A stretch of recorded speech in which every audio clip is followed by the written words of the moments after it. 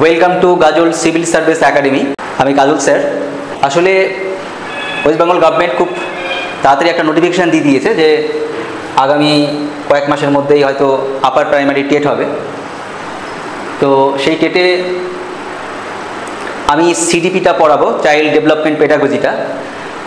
তো পড়ানোর আগে আমি জাস্ট সিডিপির যে ইউনিটগুলো রয়েছে, বিশেষ বিশেষ যে ইউনিটগুলো আছে সেই ইউনিটগুলো আমি আলোচনা করব। তার আগে আমি বলে দিই যে আপার প্রাইমারি টেট যেটা, সেটা 150 মার্কের হবে, প্রাইমারির মতোই, same to primary TET exam that already happened. তো কি হবে এখানে, মার্ক সিস্টেমটা কেমন থাকবে? টোটাল 150 মার্ক থাকবে। প্রথমে হচ্ছে সিডিপি 30 মার্কস, মানে চাইল্ড ডেভেলপমেন্ট পেডাগজি। এরপরে আসছে ফার্স্ট ল্যাঙ্গুয়েজ বা মাদার ল্যাঙ্গুয়েজ, যার যেটা মাদার ল্যাঙ্গুয়েজ। বিশেষ করে আমরা যারা ওয়েস্ট বেঙ্গল গভর্নমেন্টের স্টুডেন্ট, ওয়েস্ট বেঙ্গল সেকেন্ডারি বা হায়ার সেকেন্ডারি যারা পাস করেছি, তাদের ফার্স্ট ল্যাঙ্গুয়েজ বরাবরই বাংলাই হয়। তো আমরা ফার্স্ট ল্যাঙ্গুয়েজটাকে বেঙ্গলিটাকে কনসিডার করছি। ফার্স্ট ল্যাঙ্গুয়েজ বেঙ্গলি, আচ্ছা 30। এরপরে আসে সেকেন্ড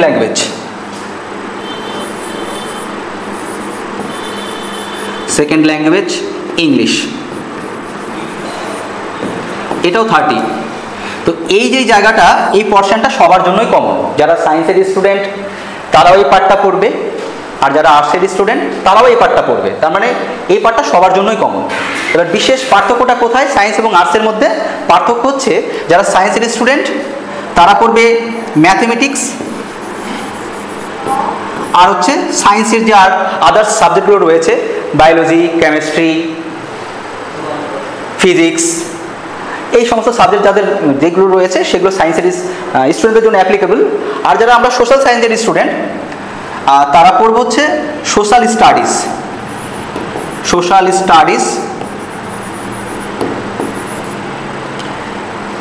অথবা সোশ্যাল সায়েন্স। এই দুটোরই মার্ক হচ্ছে 60। মানে যারা সায়েন্সের তাদের জন্য 60, যারা আর্টসের তাদের জন্য 60। তাহলে টোটাল কত হলো? এখানে হলো 90 আর আমরা পেলাম 60, টোটাল হচ্ছে 150, 150 মার্ক। কোশ্চেন হবে এমসিকিউ টাইপের এবং প্রত্যেকটা কোশ্চেনের মার্ক হচ্ছে 1 মার্ক। কোনো নেগেটিভ মার্কস নেই এই অবধি। তো গভর্নমেন্ট যদি পরবর্তীতে আপডেট করে তো নেগেটিভ মার্কস হতেও পারে, কারণ স্ক্রিনিং টেস্টের জন্য প্রচুর সংখ্যায় স্টুডেন্টস বা অ্যাসপিরেন্টরা এক্সাম দেবে, তো সেই অনুযায়ী করতে পারে। তবে আমরা আশা করতেই পারি যে নেগেটিভ মার্কস হবে না, কারণ সিটেটের মতো এখানে হবে না। যাকে এটা হচ্ছে মেন সিলেবাসের স্ট্রাকচার। এবং সিলেবাসের মধ্যে কি রয়েছে, কোন কোন পার্ট রয়েছে, সেটা আরও যারা টিচার্স রয়েছে তাদের পার্টটা তারা আলোচনা করবে। আমি আমার পার্টটা আলোচনা করছি। আমি প্রথমেই বলে দিয়েছি যে আমি সিডিপিটা পড়াবো, এই সিডিপি পার্টটা আমি পড়াবো। তো আমি সিডিপির যে মেন ইউনিটগুলো রয়েছে সেই ইউনিটগুলো ধরে ধরে জাস্ট মানে very lightly that I am discussing today, and next I will discuss broadly when I entered into the syllabus. So প্রথমেই আমরা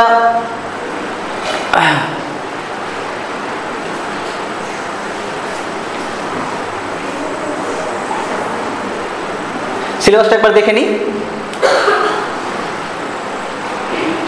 কি আছে। প্রথমে ফার্স্ট ইউনিট, এরকম 6টা ইউনিট রয়েছে, 1, 2 করে 6টা ইউনিট রয়েছে। তো আমি ফার্স্ট ইউনিট ধরে আলোচনা করছি খুব শর্টলি। প্রথমে আছে চাইল্ড ডেভেলপমেন্ট। কি আছে এর ইউনিটটা? Concept of development and its relationship with learning. এখানে আমাদের কি পড়তে হবে? এখানে আমাদের পড়তে হবে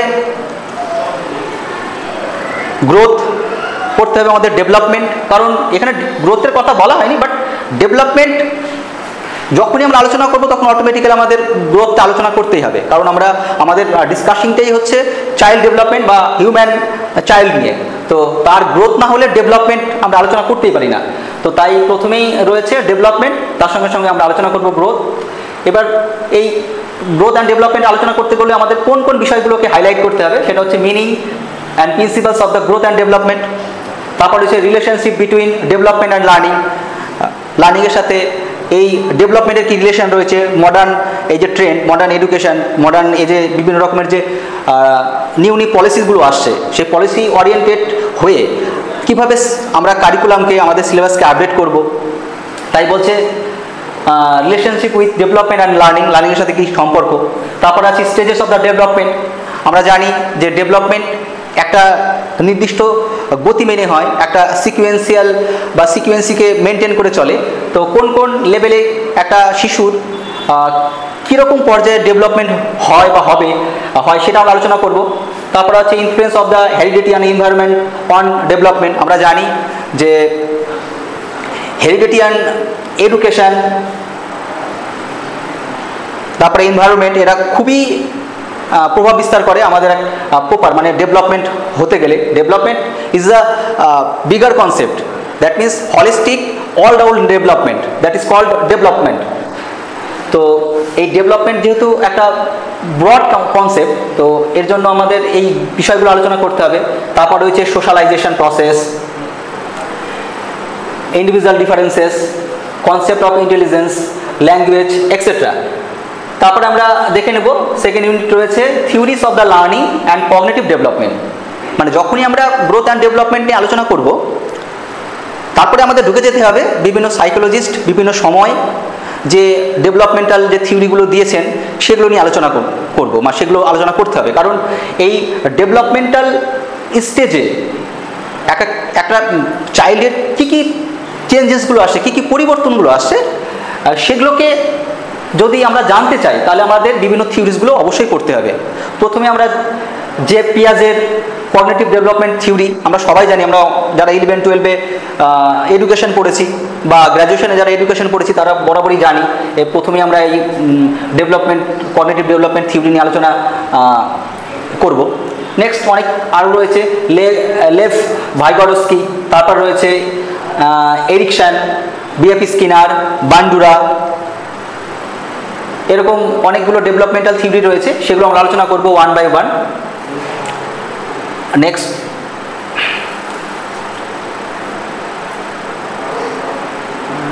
learning process and pedagogical issues. মানে আমরা প্রথমে গ্রোথ অ্যান্ড ডেভেলপমেন্ট নিয়ে আলোচনা করলাম, তারপরে আমরা ডেভেলপমেন্টাল বিভিন্ন থিওরিজ নিয়ে আলোচনা করব বা করলাম দেখা গেল। তারপরে আমাদের আসলো লার্নিং প্রসেস, মানে একটা বাচ্চা ডেভেলপ করলো বা তার ডেভেলপমেন্ট হলো, কিন্তু কি কি প্রসেসে হলো, কিভাবে হলো, কোন কোন স্টেজে কতটা হলো, সেগুলো নিয়ে আলোচনা করব। এবং কিভাবে কোন পার্টের আগে হলো কোন পার্টের পরে হলো, এই যেমন হচ্ছে কগনিটিভ, অ্যাফেক্টিভ, সাইকোমোটর, বিভিন্ন যে ডোমেনগুলো আছে সেই ডোমেনগুলো নিয়ে আলোচনা করব। তারপরে ইফেক্টিং যে ফ্যাক্টরসগুলো আছে সেই ফ্যাক্টরগুলো নিয়ে আলোচনা করব আমরা। তারপর রয়েছে understanding children with special needs, inclusive education, এই পার্টটা পরেও যদিও আছে, এটাও আলোচনা করে নেব আমরা। তারপর হচ্ছে কনস্ট্রাকটিভিজম, এটা আমরা অবশ্যই যারা বিএড করেছি, যারা বিএডেড স্টুডেন্ট তারা জানে যে হোয়াট ইজ দ্য কনস্ট্রাকটিভিজম। তারপরে যে ব্লুমস টেক্সোনমি, এগুলো অনেক কিছুই রয়েছে এখানে, আমরা ওয়ান বাই ওয়ান এগুলো দেখে নেব। জাস্ট আমি এখন সিলেবাসটাকে হাইলাইট করছি, মেন জায়গাগুলোকে ফোকাস করছি, পরে এই সিলেবাসের প্রত্যেকটা ইউনিট ধরে তার সাব ইউনিট ধরে আলোচনা করা হবে। যদি কোথাও একটু কারো খামতি থাকে, মনে হচ্ছে ডাউট ক্লিয়ার হয়নি, then I will discuss it again. কোনো সমস্যা নেই, যতক্ষণ না আমি আমার ছাত্রছাত্রীকে বোঝাতে পারছি ততক্ষণ আমি লেগে থাকবো, ততক্ষণ আমি আমার সব থেকে হাইয়েস্ট ডেডিকেশন দিয়ে আমি এটাকে তুলে ধরার চেষ্টা করব। তারপর কি রয়েছে, তারপরে ইউনিটটা রয়েছে understanding the children with special needs. এই পার্টটা খুবই ভাইটাল, কারণ এটা হচ্ছে মডার্ন এজের, মডার্ন ট্রেন্ডের খুবই একটা কি বলবো আপগ্রেডেশন পার্ট। কারণ আমরা জানি যে আগে আমরা যারা ছোটোবেলা পড়াশোনা করতাম তারা দেখতাম যে ওই হ্যান্ডিক্যাপদের জন্য আলাদা স্কুল, যারা নর্মাল বাচ্চা তাদের জন্য আলাদা স্কুল, কিন্তু এই কনসেপ্টটা পুরোপুরি এখন ভেঙে গেছে, পুরোপুরি ভেঙে একটা নতুন কনসেপ্ট তৈরি হয়েছে ইনক্লুসিভ এডুকেশন বা ইনকালকেশন যেটা। তো সেই জায়গাটায় আমরা কি করব, যে আমাদের ক্লাসরুমে যে সমস্ত বাচ্চাগুলো আসে তাদেরকে বুঝতে হবে আর এখানে স্পেশাল নিডস মানে এরকম নয় কিন্তু যে শুধুমাত্র হ্যান্ডিক্যাপ বা যারা শারীরিকভাবে অক্ষম তাদের জন্য কিন্তু স্পেশাল এডুকেশন নয় এটা। এই ইনক্লুসিভ কথাটা কিন্তু ভীষণই বড় বার্তা বহন করে। স্পেশাল নিডস মানে হচ্ছে মানে হু আর এক্সেপশনাল চাইল্ড, এবং তাদেরকে আলাদা করে নয়, ক্যাম্পাসটা সেম থাকবে, একই স্কুল একই ছাদ, কিন্তু তাদের জন্য সিলেবাসটার মধ্যে এডিট করা যেতে পারে, কিছু স্পেশাল ইউনিটগুলোকে অ্যাড করা যেতে পারে, কিছু কমানো যেতে পারে, কিন্তু তারা সেম ক্যাম্পাস সেম রূপের নিচে তারা আরও যারা নর্মাল চাইল্ড রয়েছে তাদের সাথে শিক্ষা অর্জন করবে। এবার একটা কথা এখানে বলে রাখি, আমরা স্পেশাল বাচ্চা বলতে শুধুমাত্র বিকলাঙ্গদেরকে ইন্ডিকেট করি, অ্যাকচুয়ালি কিন্তু কনসেপ্টটা অমন নয়। স্পেশাল বাচ্চা কিন্তু শুধুমাত্র যে তার পা নেই, যার হাত নেই, যার চোখে ডিফেক্ট, যাবা সে ডান কথা বলতে পারছে না, তারাই কিন্তু স্পেশাল বাচ্চা নয়। স্পেশাল বাচ্চা কিন্তু তাদেরকে আমরা বলতে পারি যারা হু আর সো মাচ এক্সিলেন্ট, আউটস্ট্যান্ডিং, তারাও কিন্তু স্পেশাল চাইল্ডের মধ্যেই পড়ে। আবার যারা পড়াশোনায় যাদের মন নেই, যারা ওই কী বলবো, যাদের মানে পড়তে যাদের মন বসে না বা পড়তে চায় না বা অনেক কিছুতে ভুলে যায়, যারা খুব কী বলবো স্লো লার্নার এক কথায়, তারাও কিন্তু স্পেশাল চাইল্ড। তো এই স্পেশাল চাইল্ডের থিঙ্কিংটা যখন আমি ডিসকাস করব তখন অবশ্যই দুটোর কম্পেয়ার করে ডিসকাস করে দেবো। যেমন আমি এরপরেই যেই পার্টটায় ঢুকবো সেটা হচ্ছে গ্রোথ অ্যান্ড ডেভেলপমেন্ট, ওখানে একটা গ্রোথ আলোচনা করব, পাশাপাশি ডেভেলপমেন্ট আলোচনা করব, পাশাপাশি কম্পেয়ার করে দেখাবো যে গ্রোথের সাথে ডেভেলপমেন্টের পার্থক্যটা কোথায় রয়েছে। ঠিক এরকমই এখানেও আমি ওই স্লো লার্নার, স্পেশাল লার্নার এদেরকে একটা ছক এঁকে আমি এই ডাউটটা ক্লিয়ার করে দেবো। যাকে এখানে কী কী রয়েছে আমাদের করতে হবে, concept and types of the exceptional child, কত ধরনের এক্সেপশনাল চাইল্ড হয়, কাদেরকে আমরা কোন কোন পর্যায়ে রাখবো। বিশেষ করে আমরা ভাবি যে যার পা নেই সে হয়তো খুবই অসুবিধায় আছে, কিন্তু তার থেকেও ডেঞ্জারাস ডিজিজ এখন হচ্ছে যে সাইকোলজিক্যাল যদি ডিফেকশন কারোর মধ্যে তৈরি হয়, তাদেরকে কিন্তু মানে তাদের সমস্যাটা কিন্তু ভয়ানক সমস্যা এখন। কারণ যার হাত বা পা নেই জন্ম থেকে বা বিভিন্ন কারণে সে কিন্তু এটাকে মেনে নিয়েছে, কিন্তু একটা সুস্থ বাচ্চা বা সুস্থ মানুষ হঠাৎ করে স্কুলে পড়তে পড়তে তার মধ্যে একটা ডিফেকশন তৈরি হলো, সাইকোলজিক্যাল বিভিন্ন রকমের ইস্যুসগুলো তার মধ্যে একটা কনফ্লিক্ট বা এক ধরনের কী বলবো একটা খারাপ প্রভাব বিস্তার শুরু করলো, ফলে তার মধ্যে একটা সাইকোলজিক্যাল প্রবলেম ক্রিয়েট করলো। সে কী হবে, সে বাচ্চারা কিন্তু সমাজের অনেক বড় ক্ষতি করতে পারে, তাই তারা কিন্তু আরও ডেঞ্জার হয়। তো সেই দিকগুলো আমাদেরকে জানতে হবে, আমরা কোন কোন কোন বাচ্চা কোন কোন ক্যাটাগরিতে পড়বে সেটা ভাগ করে আমরা দেখিয়ে দেবো। এই জন্য DSM-4, DSM-5 বিভিন্ন রকমের ক্যাটাগরিক্যাল আপডেটেশন এসে সেগুলো নিয়েও আমরা আলোচনা করব। তারপর আছে characteristic of the children with physical, intellectual, emotional and social difficulties, মানে আমরা কোন কোন দিকগুলো কনসিডার করব।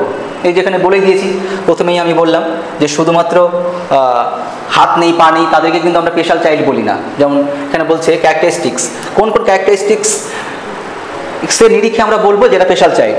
ফিজিক্যালি হতে পারে, ইন্টেলেকচুয়ালি হতে পারে, ইমোশনালি হতে পারে, সোশ্যালি হতে পারে, অনেকগুলো দিক দিয়ে আমরা স্পেশাল চাইল্ডগুলোকে আইডেন্টিফাই করতে পারি। তারপর role of the teacher in inclusive education, এইটা হচ্ছে ভাইটাল পয়েন্ট, যে আমি আপার প্রাইমারি টেট দেবো, ভবিষ্যতে টিচার হব, শিক্ষক হব, তো আমি এটা কেন পড়ব, আমাকে জানতে হবে এই কারণেই যখন আমি আমার ক্লাসরুমে যাব সবসময় কিন্তু একই ধরনের বা একই লেভেলের বাচ্চা থাকবে না, বিভিন্ন ব্যাকগ্রাউন্ড থেকে বিভিন্ন কি বলবো মানে ইকোনমিক্যালি ব্যাকগ্রাউন্ড থেকে বিভিন্ন বাচ্চারা আসবে, তাদের বিভিন্ন সমস্যা একজন টিচারের সামনে উঠে আসবে। ফলে যদি আমার ব্যাপারটা আগে থেকে জানা থাকে তাহলে কি আইডেন্টিফাই করতে সুবিধা হবে যে কোন টিচারের সে সময় রোল কী। একটা বাচ্চা দেখা গেলো ক্লাসরুমে বিভিন্ন রকমের ক্যাবাস্ট করছে, বিভিন্ন রকমের নয়েজ তৈরি করছে, নয়েজ ক্রিয়েট করছে, দেন আমরা বলতে পারি যে what is the role of the teacher at that time, সেই সময় একটা টিচারের রোল কী হবে। তো তাই বলছে role of the teacher in inclusive education. তারপর আছে importance of the guidance and counselling. দেখা গেল কোনো বাচ্চা ক্লাসে এসে পড়াশোনার থেকে দুষ্টুমি বেশি করছে, তো তাদের কি করতে হয়, একজন টিচার হিসাবে অ্যাজ এ টিচার কী করবে, প্রথমে তার ফ্যামিলি ব্যাকগ্রাউন্ডের খোঁজ নেবে, তার পাস্ট যে ডেটা, এখন যেমন আমাদের নিউ একটা আপডেটেশন এসছে হলিস্টিক প্রোগ্রেস রিপোর্ট কার্ড, সেখানে কি হয় একটা বাচ্চার ক্লাস 1 থেকে ক্লাস 10 অবধি যত রকমের ওর রেজাল্ট থেকে শুরু করে ওর স্কুলে যে ওর বিভিন্ন অ্যাক্টিং সমস্ত কিছু এই কার্ডের মধ্যে লিপিবদ্ধ থাকে। ফলে এই কার্ডটা দেখলে বোঝা যায় যে বাচ্চার ডেভেলপমেন্টটা কোন কোন পর্যায়ে কোন কোন ক্লাসে কেমন করে হয়েছে। যদিও এই ধারণাটা আগে ছিল না, তো আগে ব্যাপারটা আলাদাভাবে দেখা হতো, যাকে ওটা আলোচনা করা হবে। তো ফলে কি হবে, একজন টিচারের পাশাপাশি সে যে টিচার তার পাশাপাশি তাকে গাইড হতে হবে, তাকে কাউন্সিলর হতে হবে, তাকে ফিলোসফার হতে হবে একজন স্টুডেন্টের কাছে। তবেই তো একটা কি বলবো মানে সুইটেবল ক্লাসরুম তৈরি হবে। এবং আমাদের কি বলবো মানে যে স্টুডেন্টগুলো আজকে বলে না যে আজকের স্টুডেন্ট আগামী দিনের ভবিষ্যৎ, সেই আমরা মানে কি বলবো মানে আইডিয়াল সিটিজেনশিপ তৈরি করতে পারবো বা সিটিজেন তৈরি করতে পারবো।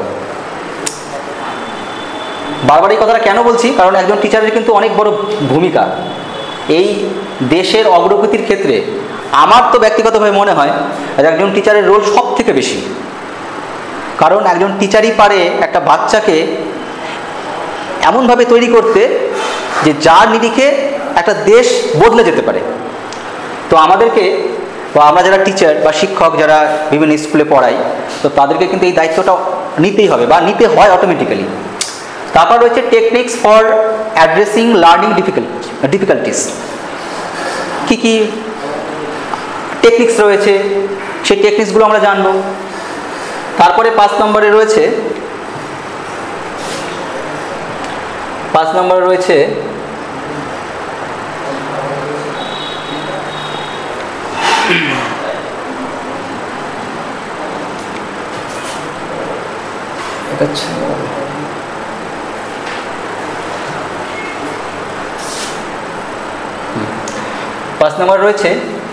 Pedagogical concerns. কী কী রয়েছে এখানে? Meaning and the importance of the পেডাগজির গুরুত্ব। এখানে আমরা অনেক কিছু পড়বো।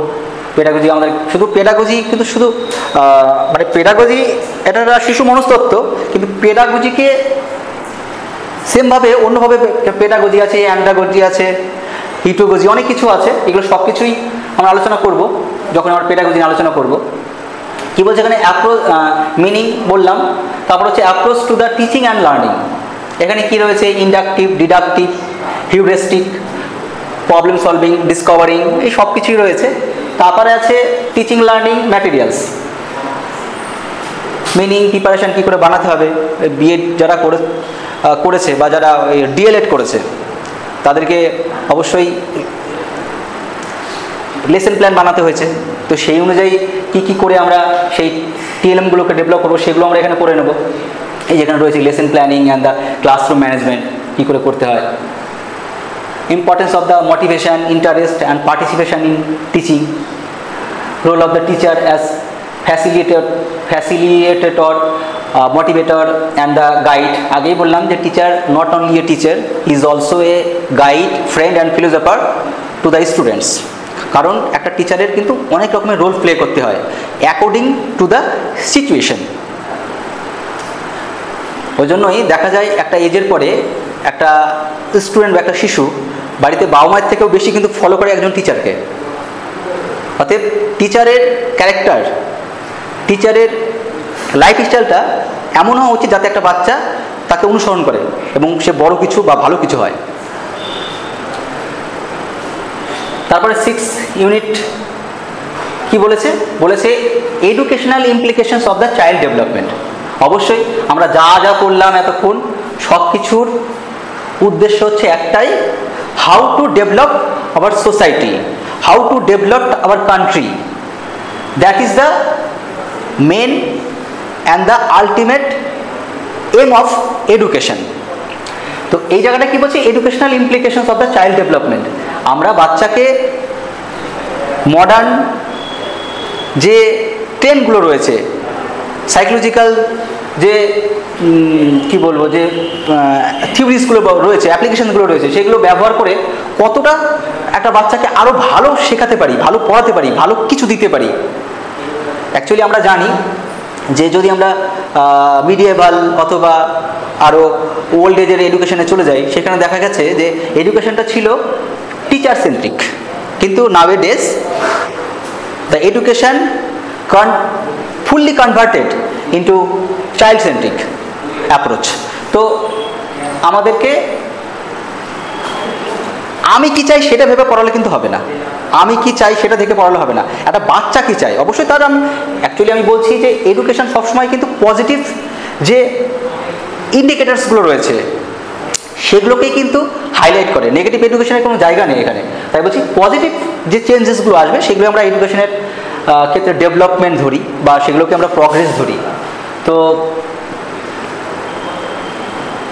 আমরা অবশ্যই চাইবো অ্যাজ এ টিচার যখন ক্লাসরুমে পড়াবো যে বিভিন্ন রকমের প্রবলেমস যদি বাচ্চারা ফেস করে সেগুলোকে সলভ করে তাকে ভালো জায়গায় পৌঁছে দেবো বা ভালো কিছু করব, ফলে সে সোসাইটি যেমন ডেভেলপ করবে পাশাপাশি একটা দেশও ডেভেলপ করবে। যাকে সিলেবাস এইটুকুই আমার সিডিপি সিলেবাস এবং অন্যান্য সিলেবাস তো অনেক বড়, প্রচুর বড় সিলেবাস। তাই আমার মনে হয় এই সিলেবাসটা কভার এই 3 মাসে যদি এক্সাম হয় সিলেবাস কভার করা কিন্তু খুব সহজ নয়। তাই আমরা গাজল সিভিল সার্ভিস একাডেমির পক্ষ থেকে সবাইকে এই মেসেজটা দিচ্ছি যে যারা এই টেট এক্সামে মানে পার্টিসিপেট করবে, who are the aspirant of this upcoming TET exam, they should enrol themselves for better guidance in the Gazal civil service academy. So এটাই মেসেজ। আমরা আরও অনেক কিছু দেব, তোমরা যারা অ্যাসপিরেন্ট আছো তারা নিয়মিত আপডেট থাকবে এবং দ্রুত আমি চাইবো যে সিভিল সার্ভিস গাজল সিভিল সার্ভিস একাডেমিতে সব থেকে ভালো কোচিং বা বেস্ট গাইডেন্সের জন্য দ্রুত ভর্তি হয়ে যাও। আজকে এইটুকুই। নেক্সট আমি আলোচনা করব গ্রোথ অ্যান্ড ডেভেলপমেন্ট। অলরেডি আমি যে স্লাইডে দেখিয়েছিলাম যে আমাদের ফার্স্ট পার্ট যেটা 1 নম্বরে রয়েছে সেটা হচ্ছে এই যে চাইল্ড ডেভেলপমেন্ট। কি আছে চাইল্ড ডেভেলপমেন্টের মধ্যে? Concept of development and its relationship with learning. তো নেক্সট ভিডিওতে আবার তোমাদের সাথে দেখা হচ্ছে কি নিয়ে না, concept of development and it's relation with learning. তো সবাই ভালো থাকবে, সুস্থ থাকবে।